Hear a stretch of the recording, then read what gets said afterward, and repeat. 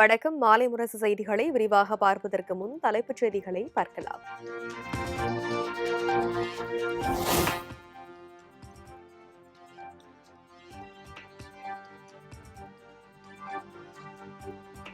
மக்களவைத் தலைவர் இருக்கையை நோக்கி காகிதங்களை வீசி அமளியில் ஈடுபட்ட மாணிக்கம் தாக்கூர், சு வெங்கடேசன் உள்ளிட்ட எம்பிக்கள் சஸ்பெண்ட் செய்யப்பட்ட விவகாரம். இடைநீக்க உத்தரவை திரும்பப் பெற வலியுறுத்தி எதிர்க்கட்சித் தலைவர் ராகுல் காந்தி தலைமையில் உறுப்பினர்கள் தர்ணா போராட்டம்.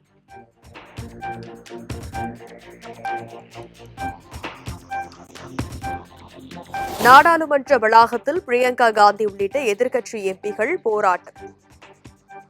சீன ஆக்கிரமிப்பு, எஸ்ஐஆர் குளறுபடி உள்ளிட்ட விவகாரங்களை சுட்டிக்காட்டி மத்திய அரசுக்கு எதிராக முழக்கம்.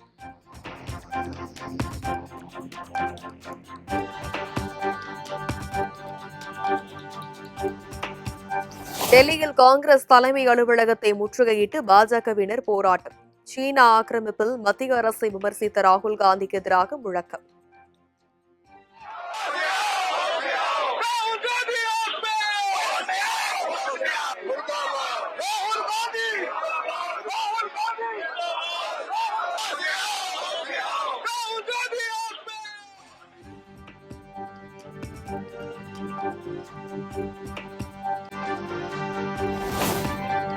மணிப்பூர் மாநிலத்தில் நடைபெற்று வந்த குடியரசுத் தலைவர் ஆட்சி வாபஸ். ஆளுநர் அஜய்குமார் பல்லாவை சந்தித்து புதிய முதலமைச்சர் ஹிம்சந்த் ஆட்சி அமைக்க உரிமை கோரிய நிலையில் மத்திய உள்துறை அமைச்சகம் அறிவிப்பு.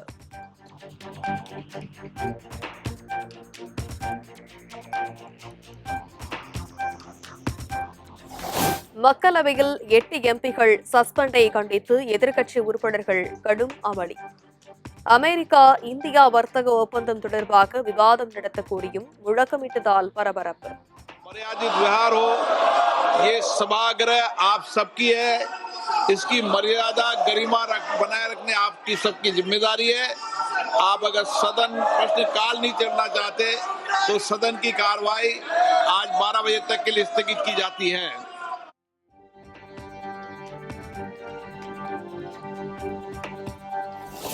பிரதமர் மோடி அவைக்கு வரவே அச்சப்படுவதாக மக்களவை எதிர்க்கட்சித் தலைவர் ராகுல் காந்தி விமர்சனம்.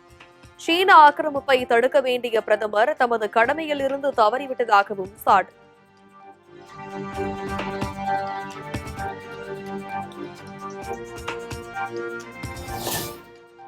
முன்னாள் ராணுவ தளபதி ஜெனரல் நரவேனவின் சீன அத்துமீறல் குறித்த புத்தக விவகாரம். வெளிநாடுகளில் புத்தகம் கிடைக்கும் நிலையில் இந்தியாவில் வெளியிட மத்திய அரசு தடை விதித்துள்ளதாக எதிர்க்கட்சித் தலைவர் ராகுல் காந்தி குற்றச்சாட்டு.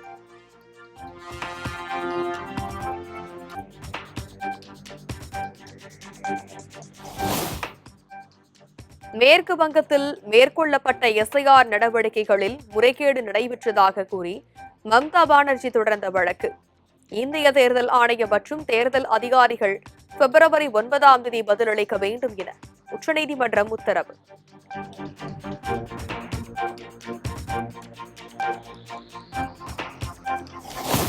எஸ்ஐஆர் என்ற பெயரில் மேற்கு வங்கத்தை குறிவைத்து இந்திய தேர்தல் ஆணையம் புல்டோசர் நடவடிக்கைகளை மேற்கொண்டு வருவதாக மம்தா குற்றச்சாட்டு. வாக்காளர் திருத்தம் குறித்த வழக்கில் உச்சநீதிமன்றத்தில் நேரில் ஆஜராகி விளக்கம் அளித்த பின்னர் பேட்டி.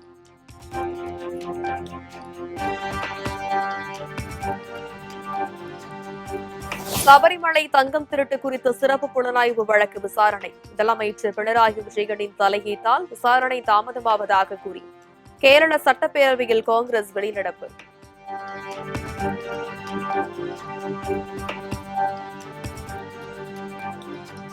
டெல்லியில் பொருளாதாரத்தில் பின்தங்கிய குடும்ப அட்டைதாரர்களுக்கு ஹோலி, தீபாவளி பண்டிகையின் போது இலவச கேஸ் சிலிண்டர்.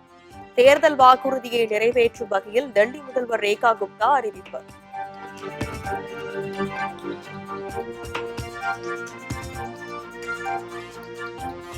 குஜராத், மத்திய பிரதேசத்தில் தயாரிக்கப்பட்ட பிரபல நிறுவனங்களின் 2 மாத்திரைகளை புதுச்சேரியில் விற்க தடை.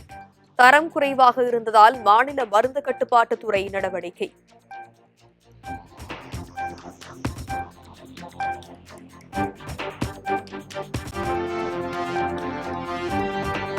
ஆந்திரா, ஒடிசாவில் தேர்தலின் போதாவது திட்டங்களை அறிவித்தார்கள். ஆனால் பெயருக்கு கூட தமிழ்நாட்டுக்கு எந்த ஒரு வளர்ச்சி திட்டமும் பட்ஜெட்டில் இல்லை என முதலமைச்சர் மு.க.ஸ்டாலின் விமர்சனம்.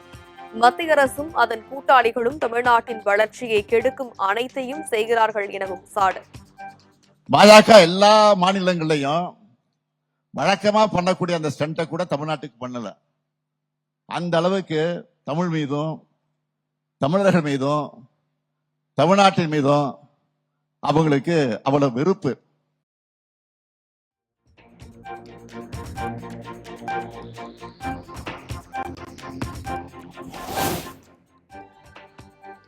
தோற்கதானே போரோம், இவங்களுக்கு எதுக்கு நிதி என பட்ஜெட்டில் தமிழ்நாட்டிற்கு சிறப்பு திட்டங்கள் அறிவிக்கவில்லை என முதலமைச்சர் மு.க.ஸ்டாலின் விமர்சனம். மத்திய பாஜகவுக்கு தேர்தல் ரிசல்ட் முன்கூட்டியே தெரிஞ்சிடுச்சு போல எனவும் கிண்டல். 11 ஆண்டுகளா சிறப்பு திட்டங்களை அறிவிக்காம வஞ்சிக்கிறாங்க. ஏன் இப்படி? ஒருவேளை தேர்தல் ரிசல்ட் முன்கூட்டியே அவங்களுக்கு தெரிஞ்சு எப்படியும் துறக்கத்தானே போறோம், இவங்களுக்கு எதுக்கு நிதி ஒதுக்கணும் அப்படி நினைச்சிருக்கலாம். அதான் உண்மைதான். நாம தான் வெற்றி பெற போறோம், அது எந்த மாற்றமும் கிடையாது.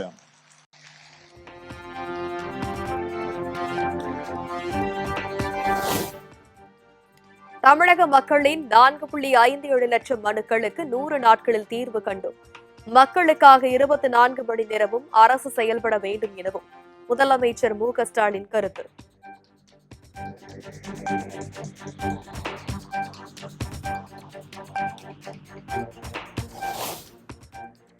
கிண்டிவடத்தில் என் கனவு என் எதிர்காலம் திட்டத்தை தொடங்கி வைத்தார் முதலமைச்சர் மு.க.ஸ்டாலின். பல்வேறு நலத்திட்டங்களை உதவிகளையும் வழங்கினார்.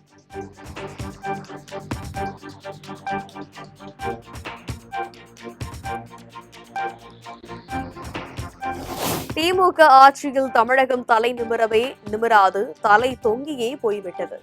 பாலியல் வன்கொடுமை சம்பவம் அதிகரித்ததை சுட்டிக்காட்டி திமுக அரசை விமர்சித்த இபிஎஸ். தமிழகம் ஒரு மோசமான நிலைக்கு தள்ளப்பட்டுகிறது. இதைத்தான் நான் சொன்னேன். தலை நிமிர்ந்து இல்ல, தலை குனிஞ்சு போய் தொங்கி போயாச்சு.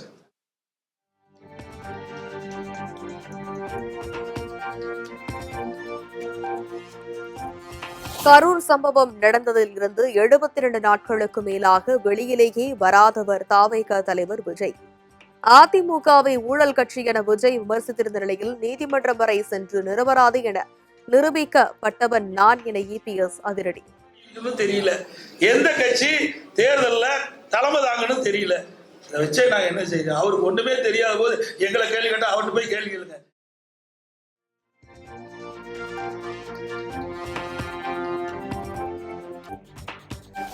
அதிமுகவில் இருந்து கொண்டே கட்சிக்குள் குழப்பம் செய்து கொண்டிருந்தவர் ஜெயலலிதாவின் ஆன்மா துரத்திவிட்டதாக எடப்பாடி பழனிசாமி கருத்து. கொடநாடு வழக்கில் இபிஎஸ்ஐ ஜெயலலிதா ஆன்மா துரத்துவதாக மனோஜ் பாண்டியன் கூறியதற்கு பதிலடி.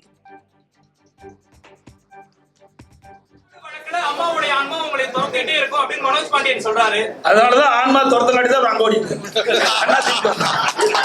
ஆன்மா யார துரத்தது பார்த்தீங்களா? உண்மையா இருக்கிறீங்களா? எங்களை ஆசீர்வாதம் பண்ணிட்டு இருக்குது அம்மா. அதனால இங்க இருந்துட்டு இருக்கிறோம். இங்க இருக்கின்றவர்கள் யாரெல்லாம் தவறு செய்தார்களோ, யாரெல்லாம் இந்த இயக்கத்தை துரோகம் செய்தார்களோ, அம்மாவுடைய ஆன்மா அவளை ஆட்சி படைச்சிட்டு இருக்கு.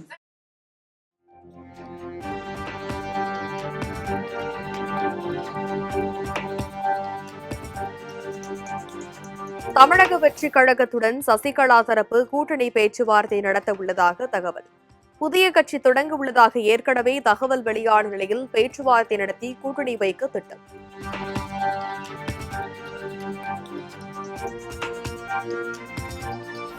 சசிகலா விவகாரம் முடிந்து போன விஷயம், அது குறித்து மீண்டும் மீண்டும் பேச வேண்டாம்.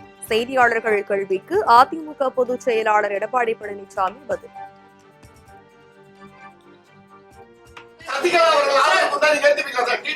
சார் அதெல்லாம் ஏற்கனவே முடிஞ்சு போச்சு. அதை ஏன் திருப்பி பேசிட்டா? நான் ஏற்கனவே தெளிவுபடுத்திட்டேன். திருப்பி கேரள ரெக்கார்டு மாதிரி கேட்காதீங்க. அதெல்லாம் ஏற்கனவே முடிந்து போன கதை. அதை திருப்பி பேச வேண்டிய அவசியம் இல்லை. உங்களுக்கு பத்திரிகை ஊடகத்துக்கு விறுவிறுப்பான செய்தி வேணும். அதனால சொல்றேன், இனி இது மாதிரி கேள்வி கேட்காதீங்க. நான் ஏற்கனவே தெளிவுபடுத்திட்டேன்.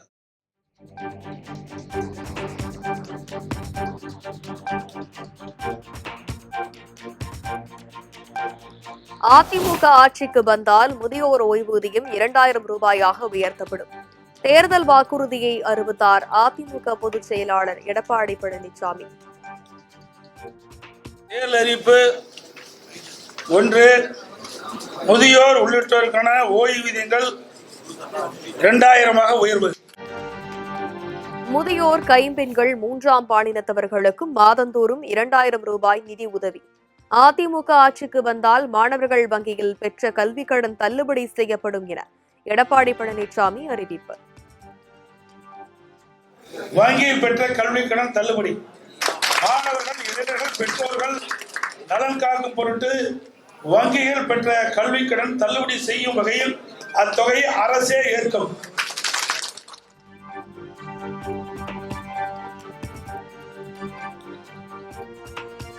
அதிமுக ஆட்சிக்கு வந்தால் குடும்ப அட்டைதாரர்களுக்கு ஆண்டுக்கு 3 கேஸ் சிலிண்டர்கள் வழங்கப்படும். சிறுபான்மையினர் மகளிர் சுய குழுக்களுக்கு வட்டியில்லா கடன் வழங்கப்படும் என இபிஎஸ் அறிவிப்பு. அறிவிப்பு 3. வாழ்வாதார உதவியாக கேஸ் சிலிண்டர் மானியம். வாழ்வாதார உதவியாக குடும்ப அட்டைதாரர்களுக்கு ஆண்டுக்கு 3 கேஸ் சிலிண்டர்கள் வழங்கப்படும்.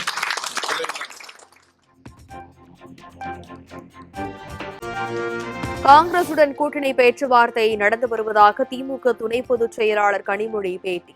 தொகுதி எண்ணிக்கை குறித்து காங்கிரசிடம் இதுவரை எதுவும் பேசவில்லை என விளக்கம்.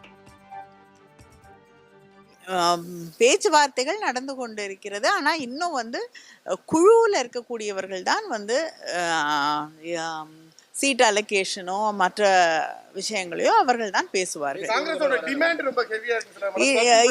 இல்ல இதுவரைக்கும் எதுவும் பேசப்படவில்லை. அதனால நான் அதை பத்தி கருத்து சொல்ல முடியாது.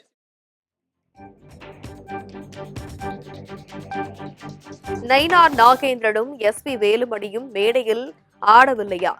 முருகன் பக்தி பாடலுக்கு விஜய் நடனம் ஆடியதை விமர்சனத்திற்கு உள்ளான நிலையில் தாவேக மூத்த நிர்வாகி செங்கோட்டையன் பதிலடி. ஆடலையா? இவர் சலங்கட்டி ஆடி இருக்காரு இல்லையா வேலுமணி? இப்ப ஆறு ஆடாது இருக்காங்க. எங்க ஆடலையே சொல்லுங்க. ஆடிக்கொண்டிருப்பவரே ஆடுவதை வேண்டாம் என்று சொல்லுகிற ஆடக்கூடாதுல ஆடுறாங்க.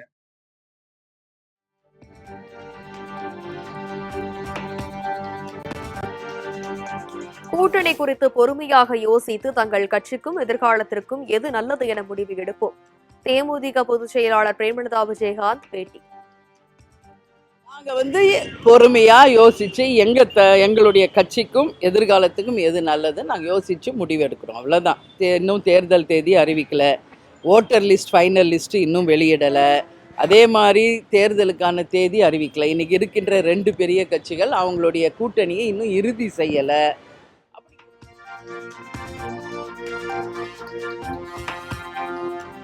சேலம் மகுடஞ்சாவடி பகுதியில் வரும் 13ஆம் தேதி பிரச்சார பொதுக்கூட்டம் நடத்த விஜய் திட்டம். பாதுகாப்பு கோரி காவல்துறையினரிடம் தமிழக வெற்றி கழகம் சார்பில் மனு.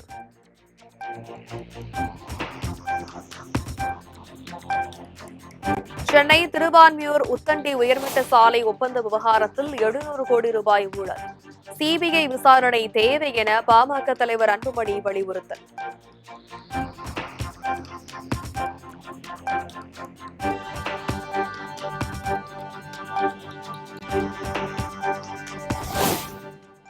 நடிகர் கமல்ஹாசனின் புகைப்படம் மற்றும் பெயரை பயன்படுத்த விதிக்கப்பட்ட தடையை நீட்டித்து சென்னை உயர்நீதிமன்றம் உத்தரவு.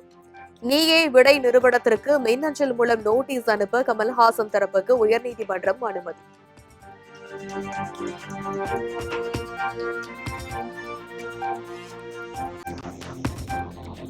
தமிழ்நாட்டில் உள்ள அனைத்து கிராம ஊராட்சிகளிலும் பணியாற்றும் தூய்மை காவலர்களுக்கான மதிப்பூதியம் 5000 6000 உயர்வு. 417 கோடி ரூபாய் கூடுதல் நிதியை ஒதுக்கி தமிழ்நாடு அரசு அரசாணை வெளியீடு.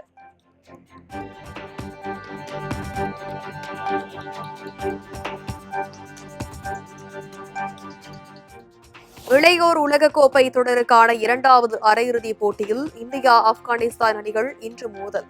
இதுவரை 5 முறை உலகக்கோப்பையை வென்றுள்ள இந்திய அணி 10வது முறையாக இறுதிப் போட்டிக்கு செல்லுமா என ரசிகர்கள் எதிர்பார்ப்பு.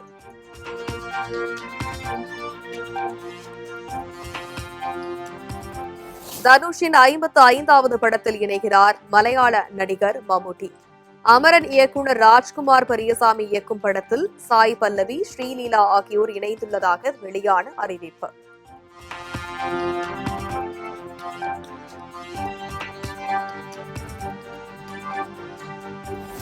வரும் 6ஆம் தேதி வெளியாக உள்ள டூரிஸ்ட் ஃபேமிலி இயக்குனர் அபிஷன் ஜீவிந்தின் வித் லவ் திரைப்படம் சிறப்பு காட்சியை பார்த்த பிறகு சூப்பர் ஸ்டார் ரஜினிகாந்த் கொடுத்த ரியாக்ஷனால் படக்குழு உற்சாகம்.